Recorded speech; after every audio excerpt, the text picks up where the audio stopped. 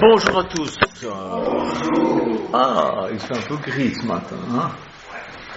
Mais on s'en fiche, c'est bien, on est content.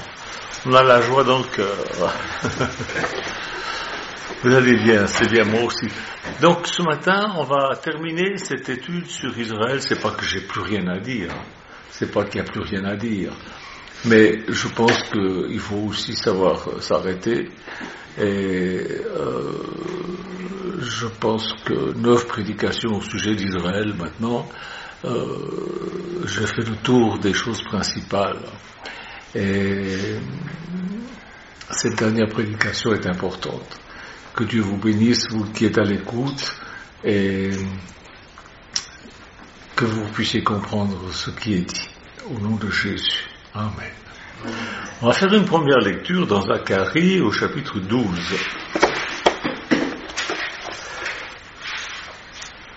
Oracle de l'Éternel, parole de l'Éternel sur Israël. Ainsi parle l'Éternel qui a étendu les cieux et fondé la terre, qui a formé l'esprit de l'homme au-dedans de lui.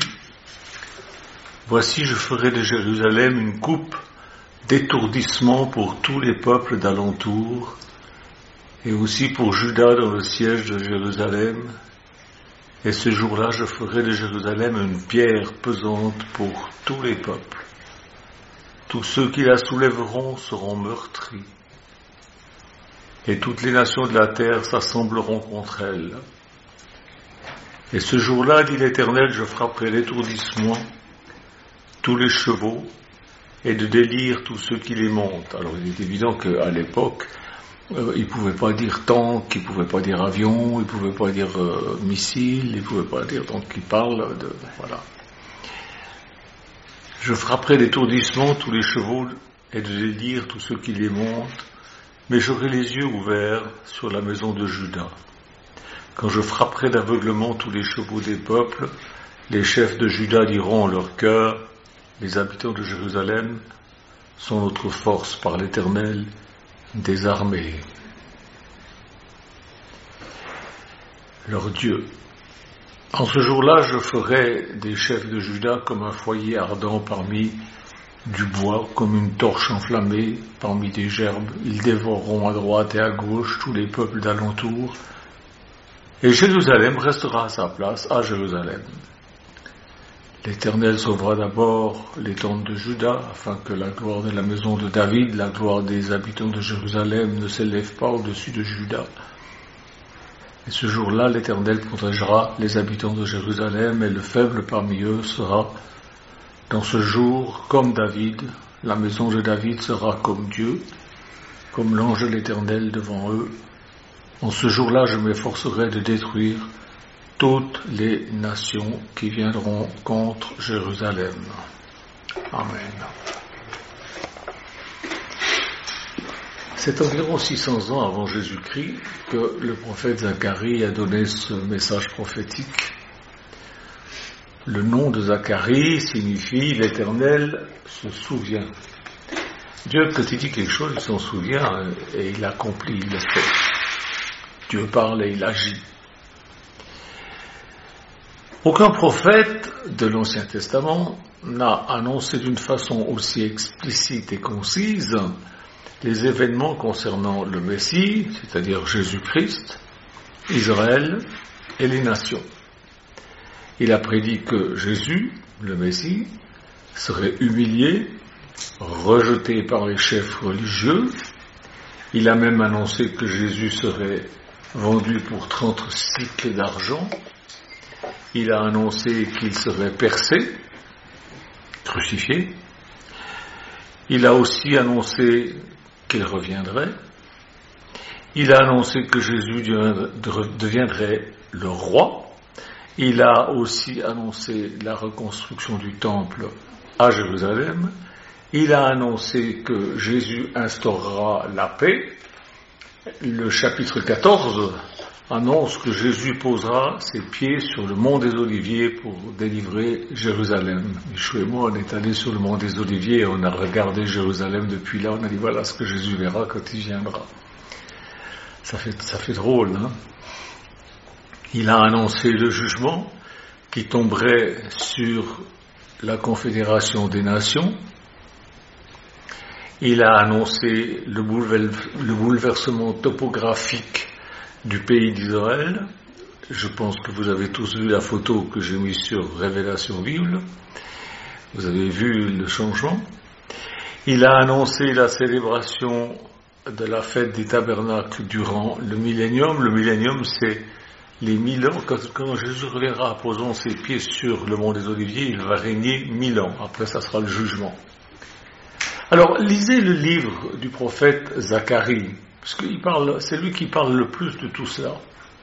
Il parle principalement de 4 choses. Premièrement, c'est un appel à la repentance, chapitre 1, versets 1 à 6. Deuxièmement, il parle de 8 visions destinées à consoler les habitants de Jérusalem, chapitre 1, verset 7, chapitre 6, verset 15. Troisièmement, la réponse d'une délégation venant de Babylone et le sujet du jeûne, au chapitre 7 et au verset 8. Pour lui, Babylone, c'était Babylone, maintenant on sait ce que c'est que Babylone. Quatrièmement, Zacharie donne des prophéties au sujet d'Israël à la fin de notre ère. Il parle du retour et du règne de Jésus-Christ, chapitre 9 à 14. Et c'est important de lire tout ça. Quand je vous dis qu'il faut lire la Bible, il faut lire la Bible.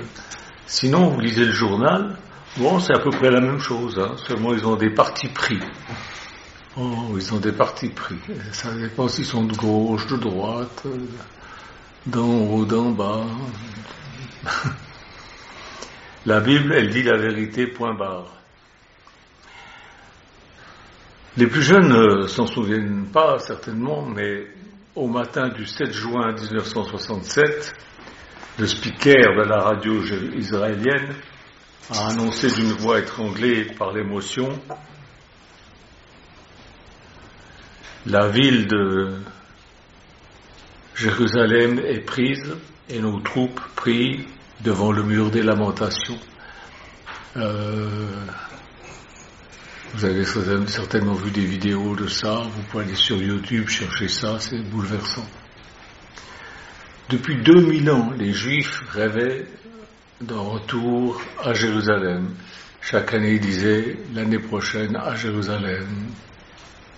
Et brusquement, à l'espace de quelques heures, Israël s'est retrouvé en possession de la chose à laquelle il rêvait, Jérusalem. Parce que Jérusalem, Dieu avait dit, et quand il dit quelque chose, c'est pour toujours, Jérusalem, c'est là que je ferai siéger mon nom. Mais la réunification de Jérusalem a fait de la ville une pierre encore plus pesante pour les peuples, surtout les peuples d'alentour, et puis les autres nations qui s'en mêlent. Et cela devient une véritable coupe d'étourdissement pour les nations. D'abord les nations d'alentour, et puis tout le reste d'autres. Parce que l'esplanade du temple, là où a été construit le temple, qui a été détruit en 70 après Jésus-Christ, l'esplanade du temple est pour les musulmans le 3e lieu saint après la Mecque et Médine. Alors quand on leur dit qu'il y a une prophétie, il y a plusieurs prophéties qui disent que le temple va être reconstruit, ça veut dire que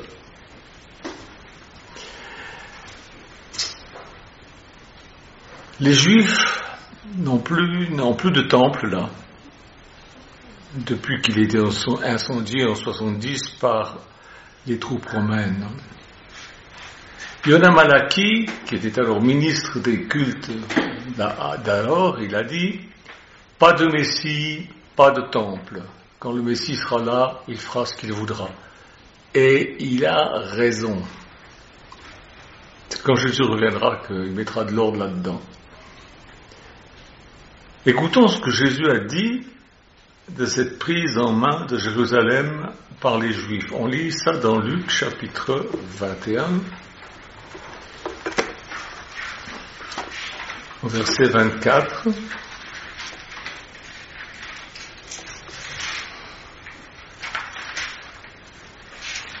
Ils tomberont sous le tranchant de l'épée, ils seront menés captifs parmi toutes les nations, ça c'est fait, ils l'ont fait juifs, et Jérusalem sera foulée aux pieds par les nations jusqu'à ce que le temps des nations soit accompli. Donc il y a un moment où le temps des nations sera terminé. Et là, Israël redeviendra de nouveau une nation avec un esprit. Pour le moment, il n'y a encore pas l'esprit. Il y a, comme je vous ai expliqué, il y a le corps qui a été formé, mais maintenant il faut que l'esprit vienne, c'est-à-dire le Messie. Alors Jésus continue, dit il y aura des signes dans le soleil, dans la lune, dans les étoiles, sur la terre, il y aura de l'angoisse chez les nations qui ne sauront que faire au bruit de la mer et des flots. La mer et les flots. Alors évidemment, on peut penser au réchauffement climatique et puis à la montée des océans, mais d'après ce que je comprends des codes bibliques, c'est plutôt la mer et les flots, ça représente le peuple qui se soulève partout, le peuple qui se manifeste partout, voilà. Les hommes rendront âme de terreur dans l'attente de ce qui surviendra pour la terre, car les puissances des cieux seront ébranlées. Alors on verra le Fils de l'homme venant sur une nuée avec puissance et une grande gloire. Donc Jésus reviendra des nuées. En ce moment, il y a plusieurs personnes, surtout en Afrique, qui prétendent être le Messie. Ce ne sont pas des vrais Messies, ce sont des faux. Jésus, quand il reviendra, viendra des nuées, avec puissance et gloire, et tout œil le verra, et tout genou fléchira devant lui. C'est pas un bonhomme qui se déguise en Jésus, Non. Quand ces choses commenceront à arriver, redressez-vous, levez votre tête, parce que votre délivrance approche. Et ces choses ont commencé à arriver. Depuis, moi je suis né en 1950, les choses étaient déjà en marche, et en 1948, l'État d'Israël a été officialisé. Et il leur dit une comparaison avec le figuier. Et tous les arbres, dès qu'ils ont poussé, vous connaissez de vous-même, en regardant, que déjà l'été est proche. De même, quand vous verrez ces choses arriver, sachez que le royaume de Dieu est proche. Je vous le dis en vérité, cette génération ne passera point que tout cela n'arrive. C'est-à-dire la génération qui voit ces choses arriver ne passera pas avant que tout cela n'arrive. C'est-à-dire que le retour de Jésus arrive. Je suis de cette génération. Le ciel et la terre passeront, mais mes paroles ne passeront point. Prenez garde à vous-même, de crainte que vos cœurs ne s'apesantissent par les excès du manger, du boire et par les soucis de la vie, et que ce jour ne vienne sur vous à l'improviste. Car il viendra comme un filet sur ceux qui habitent sur la face de toute la terre. Veillez donc et priez en tout temps, afin que vous ayez la force d'échapper à tout ce qui arrivera et de paraître debout devant le Fils de l'homme. Debout, pas en train de se rouler par terre. Je ne peux pas m'en empêcher. Non, excusez-moi. En ce moment, nous sommes dans le temps des nations. On est encore dans le temps des nations. Mais, en ce temps des nations, ce temps est en train de se terminer. L'Antichrist prépare la mondialisation. Alors, il n'est pas encore identifié, il ne sera identifié qu'un mois après notre enlèvement. Mais il existe déjà, et il a ses influences, et il est en train d'organiser la mondialisation. Il faut être aveugle pour ne pas le voir. Et Jésus dit que ceux qui verront le figuier, c'est-à-dire Israël, refleurir, ceux-là verront le règne de Dieu s'établir sur la terre. Et là, il parle de notre génération. N'avons-nous pas vu Israël, qui était un désert, refleurir? Vous avez vu la photo que j'ai mise sur Révélation Ville? C'est frappant. Avec Michou, on est allé, et quand on arrivait à la frontière, on voyait depuis la frontière, on était à l'intérieur d'Israël, et on voyait juste derrière la frontière, le désert, quoi. Ah. Mais avant le retour de Jésus, que la souffrance va augmenter encore, et il y aura beaucoup de souffrance, car Jérusalem est une pierre pesante. Les nations viendront, ils viennent. Ils veulent la soulever, ils veulent la reprendre, ils veulent l'attaquer. Il y en a qui disent on veut la destruction totale de ce pays. Alors comme ces ennemis sont francs du collier, le jour du Shabbat, c'est-à-dire le jour du repos, surprise, en pleine fête religieuse des Juifs, le Hamas a attaqué Israël le 7 octobre 2023. Vous êtes tous au courant, ça vient d'arriver. Le vrai nom du Hamas, c'est Mouvement de résistance islamique. C'est pas tous les Palestiniens qui sont les méchants. Non. Alors, c'est vrai qu'en bombardant, c'est vrai que bon, c'est la guerre, ce que vous voulez. Mais sans le savoir, le Hamas a allumé la dernière mèche, et quand cette mèche arrivera à toucher Jérusalem, le baril de poudre sautera, embrasant le monde entier dans le feu atomique. Ça placera le monde sous le jugement de Dieu. Et c'est pour notre génération, il ne faut pas se tromper. Alors, malgré l'existence de l'Église, quand je parle de l'Église, je ne parle pas des églises dénominationnelles qui se sont donné un nom, comme ceux de Babel qui se sont donné un nom. Je ne parle pas de ceux-là qui se sont corrompus avec la bête Malgorat, qui les manipule, mais je vous parle de la vraie Église sans nom, que seul Dieu connaît, les siens. Il y en a partout. Malgré l'Église de Jésus-Christ sur la terre, le peuple d'Israël demeure toujours le peuple choisi de Dieu. Dieu n'a pas rejeté Israël, pas du tout. Parce que c'est ce qui se dit dans certaines églises. Romains chapitre 11, verset 1. Ça se disait déjà du temps de Paul. Il y avait des chrétiens qui disaient ça. Puis Paul est obligé de leur dire non. Je dis donc, Dieu a-t-il rejeté son peuple, Israël? Loin de là. Car moi aussi je suis un Israélite, de la postérité d'Abraham, de la tribu de Benjamin. Dieu n'a pas rejeté son peuple qu'il a connu d'avance. Ne savez-vous pas que ce que l'Écriture rapporte d'Élie, comment il adresse à Dieu cette plainte contre Israël? Seigneur, ils ont tué tes prophètes, ils ont renversé tes autels, je suis resté moi seul et ils cherchent à m'ôter la vie. Mais quelle réponse Dieu lui a fait?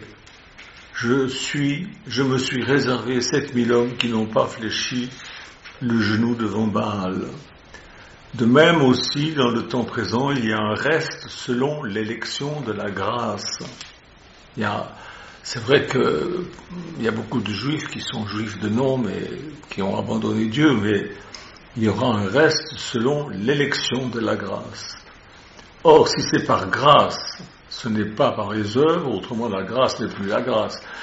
C'est pas parce que vous avez fait du bien que vous êtes sauvés, mais parce que c'est un cadeau de Dieu. Un cadeau que Dieu a choisi de faire à ceux qu'il veut. Les œuvres, ce n'est plus une grâce, autrement l'œuvre n'est plus une œuvre. Si on doit faire des bonnes œuvres pour être sauvé, c'est... Quoi donc? Ce qu'Israël cherche, il ne l'a pas obtenu, mais l'élection l'a obtenu, tandis que les autres ont été endurcis, selon qu'il est écrit, Dieu leur a donné un esprit d'assoupissement, des yeux pour ne pas voir, des oreilles pour ne pas entendre, jusqu'à ce jour, et David dit, que leur table soit pour eux un piège, un filet, une occasion de chute et une rétribution, que leurs yeux soient obscurcis pour ne pas voir, et tient leur dos continuellement courbé. Alors, c'est terrible, mais quand on lit que leur table soit pour eux un piège, on pense à la bouffe, mais c'est pas ça du tout. Vous avez déjà réfléchi le mot comptable?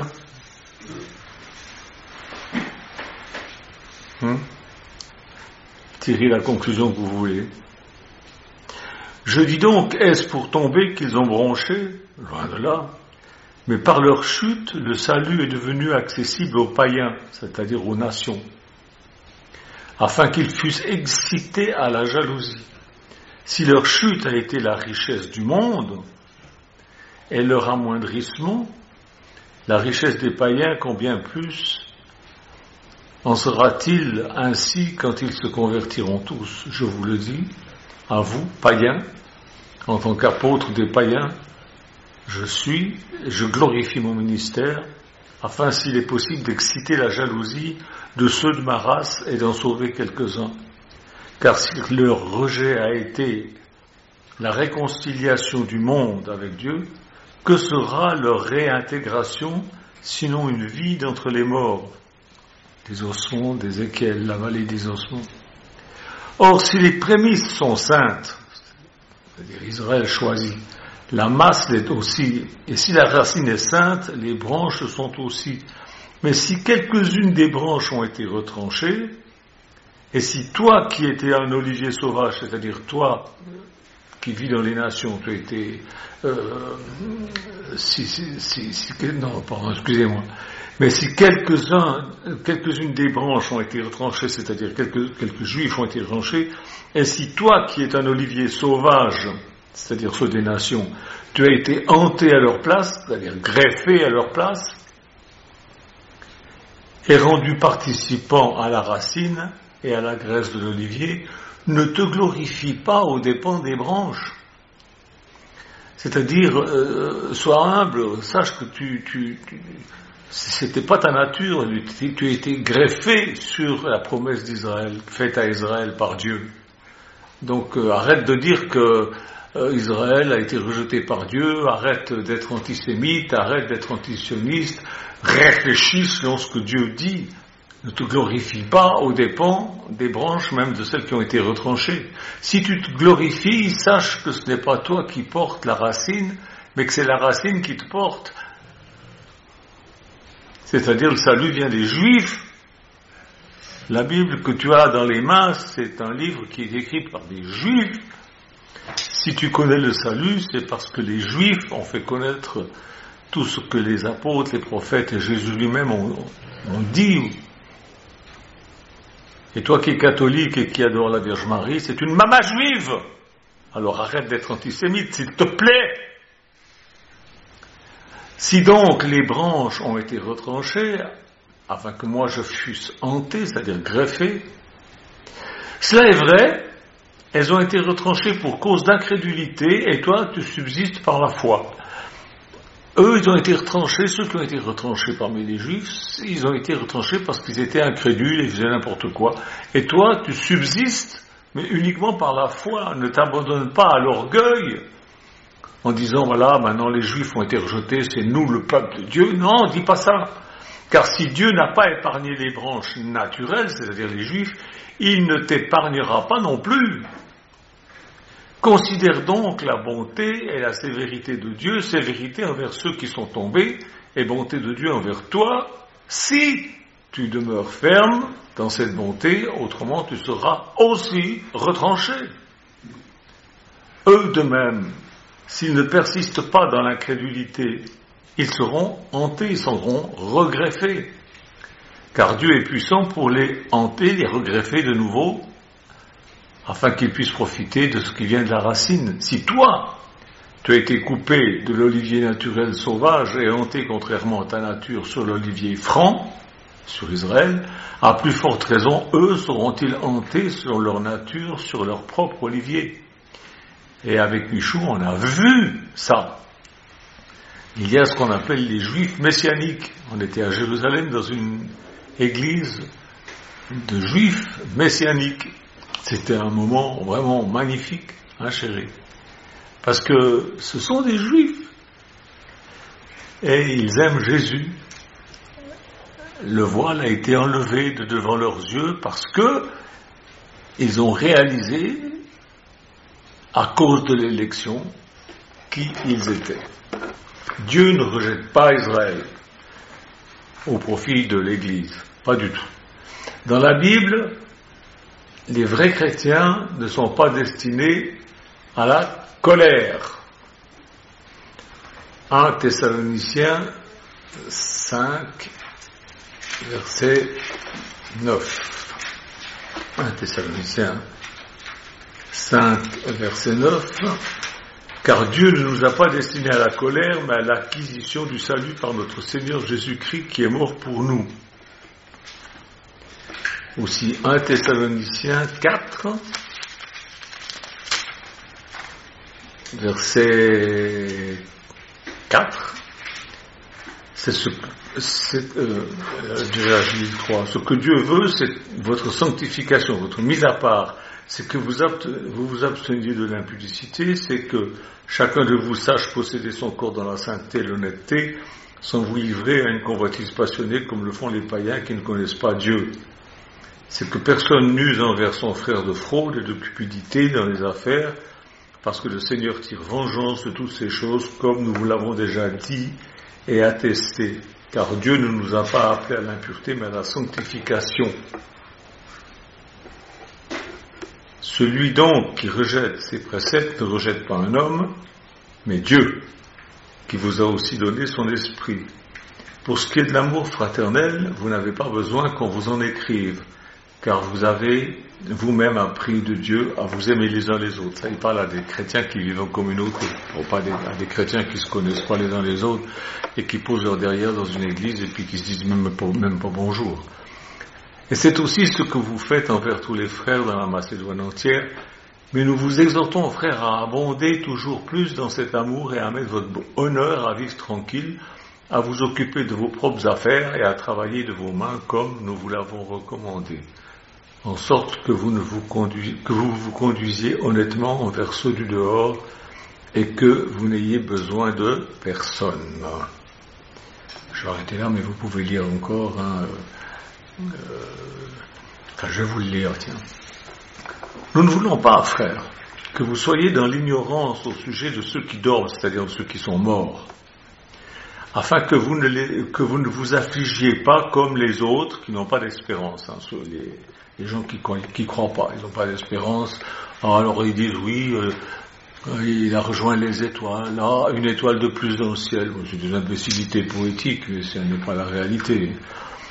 Moi j'ai été une fois à un enterrement d'une grand-mère, c'était en Auvergne, et le curé a dit des choses merveilleuses sur cette femme alors que tout le monde savait que c'était une vieille charogne.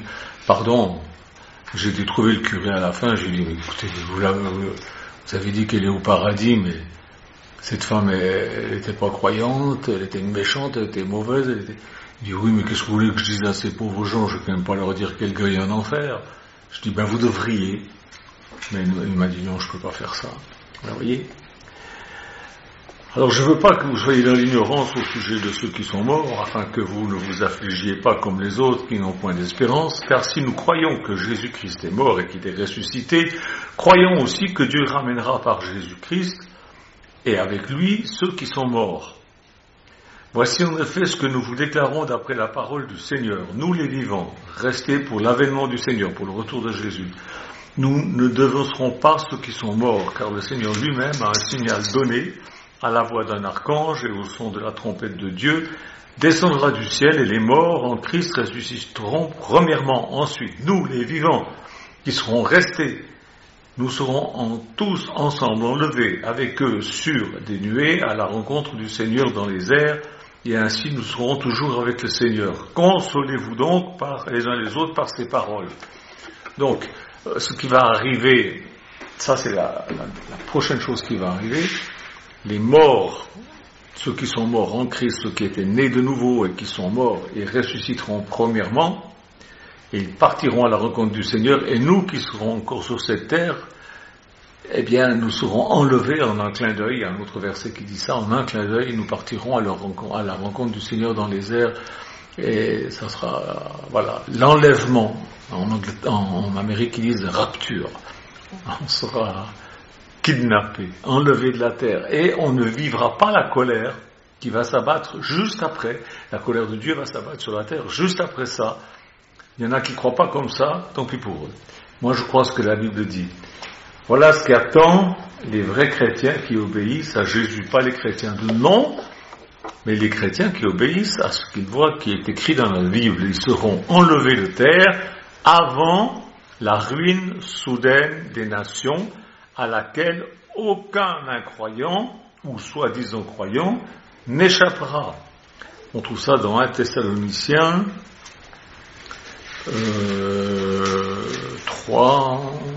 5, 3, 4. 1 Thessaloniciens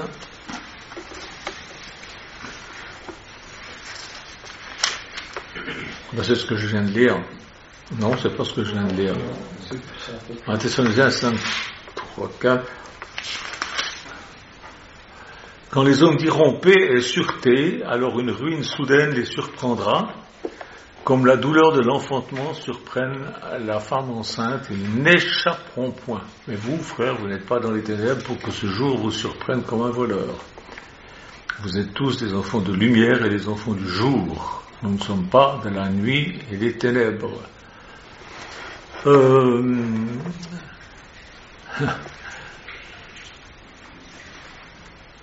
Quand les hommes diront paix et sûreté. Savez-vous quand est-ce que les gens diront paix et sûreté? Quand l'Antichrist sera venu, il va rétablir la paix, ça va être formidable.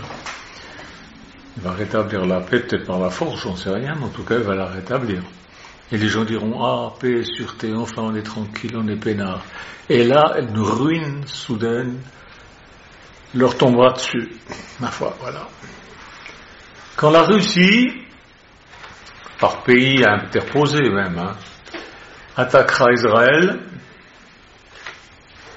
2/3 des Juifs qui sont en Israël mourront, et 1/3 restera. C'est écrit dans le prophète Zacharie, au chapitre 13, au verset 8. Ce sera terrible. Jésus dit, de cette période-là, la détresse sera si grande qu'il n'y en a point eu de pareil depuis le commencement du monde. Et il ajoute, et après ces jours de détresse, le Fils de l'homme paraîtra dans le ciel, venant sous les nuées avec une grande gloire. Matthieu 24, 21, 39. Il viendra pour régner, pas pour nous enlever, il viendra pour régner après ça. Parce que Jésus va revenir en 2 fois. La première fois sur les nuées du ciel pour enlever son église, et une deuxième fois pour poser ses pieds sur le mont des Oliviers. Il viendra des nuées, tout le monde le verra. La première fois, quand il vient enlever les siens, il n'y a que les siens qui le verront. Pas les autres. Les autres diront, mais qu'est-ce qui se passe? Tiens, la communauté Janton a disparu. Tiens, le frère Untel a disparu. Tiens, l'autre chrétien, là, on ne sait pas ce qu'il est devenu.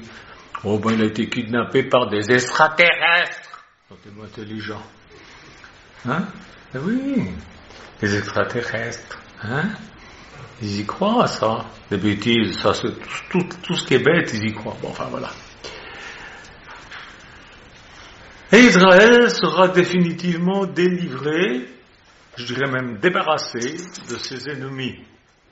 Jérémie 30, verset 7.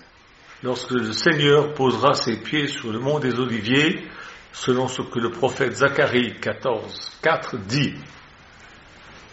Quand Jésus reviendra, ça sera fini. Toutes ces guerres, toutes ces fourberies, toutes ces méchancetés, toutes ces horreurs, et tous les ennemis d'Israël seront... C'est Jésus qui mettra un terme à ces massacres. Zacharie 14, 3 et Zacharie 12, 9. C'est pourquoi je vous dis, lisez le prophète Zacharie. Les chrétiens, ils disent, oh mais ça c'est l'Ancien Testament, c'est pour les Juifs, c'est pas pour nous. Il est prophétisé tout ce qui va arriver depuis 600 ans avant Jésus-Christ jusqu'au retour de Jésus, et vous dites c'est pas pour nous. Mais qui c'est qui vous a dit que c'est pas pour vous? Vos pasteurs? Ils ont trouvé leur diplôme où? Dans un paquet Bonux? L'Ancien Testament, il faut le lire. Et les survivants d'Israël tourneront les regards vers celui qu'ils ont percé, et ils pleureront. Percé, qui c'est qui a été percé? Jésus a été percé à la croix. Zacharie 12, 10. Et Jésus instaurera son règne de paix. Zacharie encore 9, 10. C'est lui, la pierre qui frappe les pieds d'argile et de fer de la statue que le prophète Daniel a vue. Daniel 2, 31, 35. Daniel, il avait vu, c'était encore longtemps avant, qu'il y allait y avoir des empires absolument fantastiques et que les uns après les autres seraient détruits. Et le dernier empire, il est fait d'argile et de fer, c'est-à-dire des éléments qui ne peuvent pas s'allier. C'est exactement ce qui est aujourd'hui. C'est des éléments qui ne peuvent absolument pas s'allier. Et la Bible dit qu'une pierre lancée par aucune main viendra frapper les pieds de cette statue. Et cette pierre qui est lancée par aucune main, c'est Jésus. Il viendra frapper les pierres et ça sera terminé, c'est lui qui prendra le pouvoir. Et ce sera le rétablissement de toutes choses annoncées dans les prophètes et dont Luc parle dans Actes 3, 21 et qui a déjà commencé. Ce rétablissement de toutes choses a déjà commencé. C'est sous nos yeux, ça se passe sous nos yeux. Toutes ces nations serviront Jésus. Ah bon? Oui, toutes les nations. Psaume 72, 11. S'il y a des musulmans qui m'écoutent là, ils vont pas croire que c'est vrai, et c'est pourtant vrai.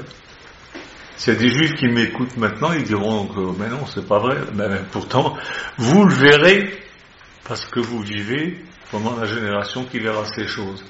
Ce règne de Jésus durera 1000 ans. Apocalypse 27, on va le lire. Apocalypse 27.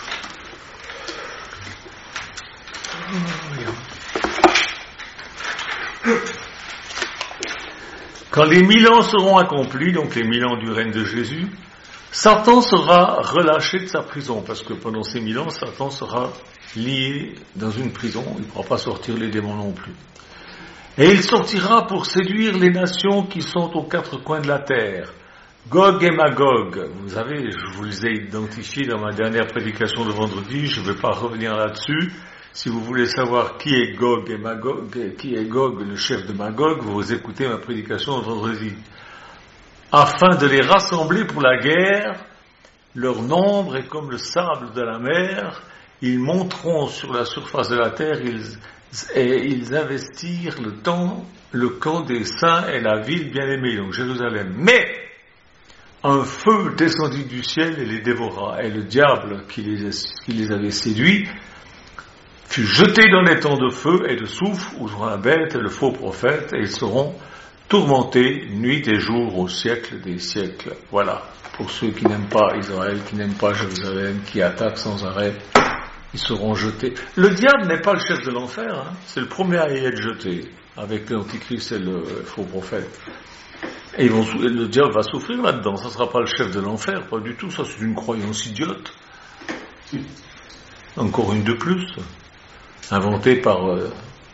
Je dirais pas, mais bon, voilà. Vous savez bien par qui.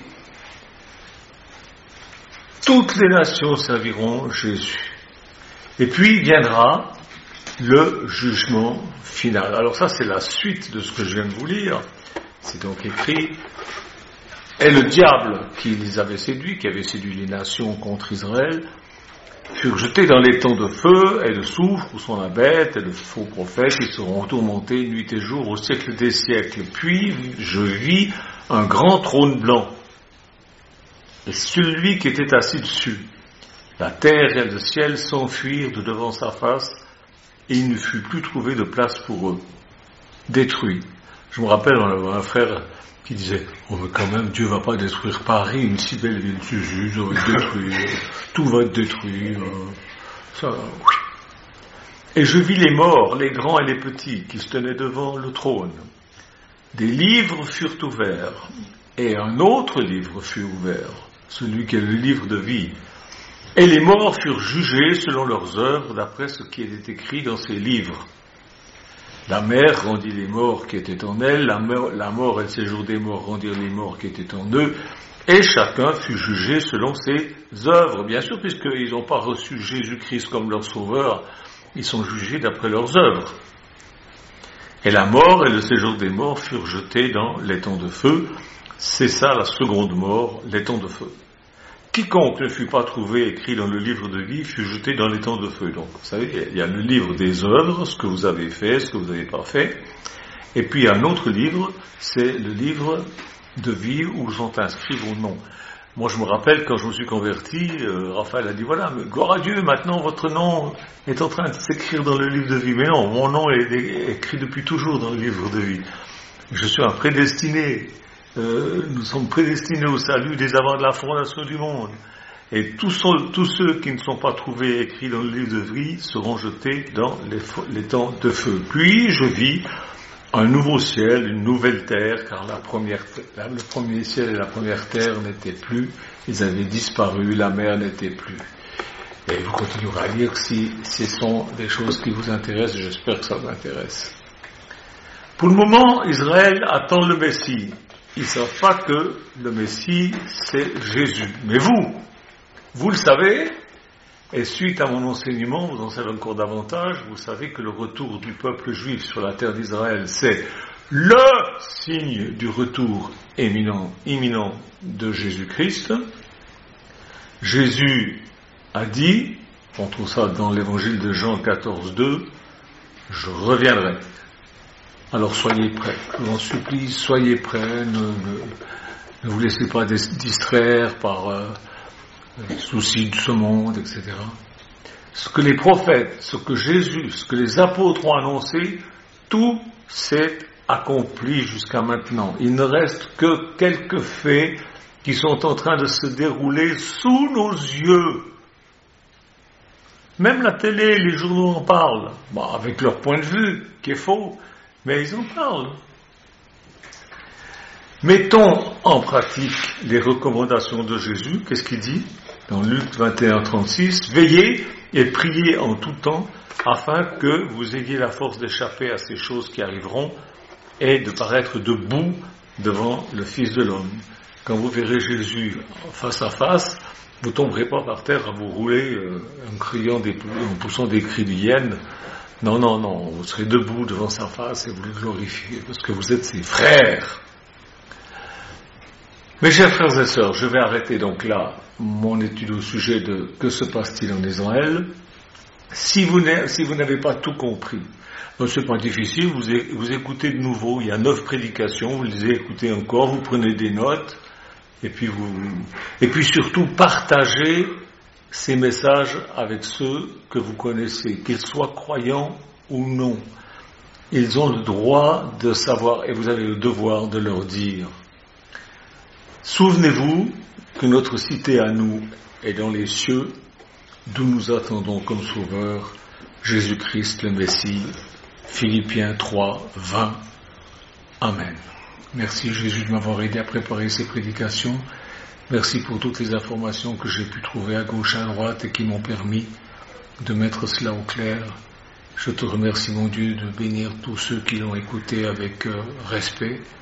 Je te demande, Père, au nom de Jésus, de les garder et qu'ils puissent être prêts au jour où tu viendras pour nous enlever de cette terre.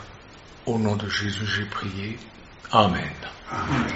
Au revoir. Vendredi, c'est notre frère Olivier qui prêche.